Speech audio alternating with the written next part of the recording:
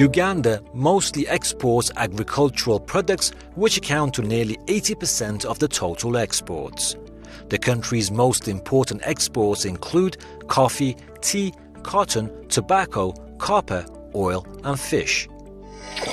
The proposed ban on export of raw materials is very important. It comes at a time when government of Uganda and Africa are in high gear towards the industrialization drive. For a long time, Africa has been locked in primary commodity dependence, especially exports of raw materials to the global north to feed the industries of the global north, and this has not supported the industrialization.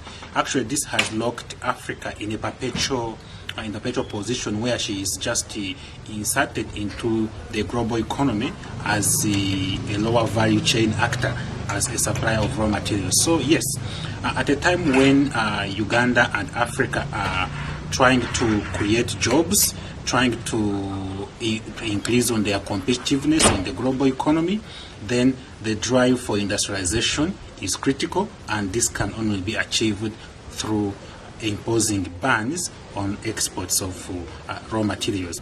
In terms of policy space, we do not have the policy space, and I'm actually surprised that the minister is saying this, because we have given away every policy space in trade agreements with economies like the EU, that these trade agreements actually make it hard, if not impossible, for countries like Uganda to be able to impose taxes and tariffs on exports of raw materials. These trade agreements have contributed a lot in locking us out of competitive value chains.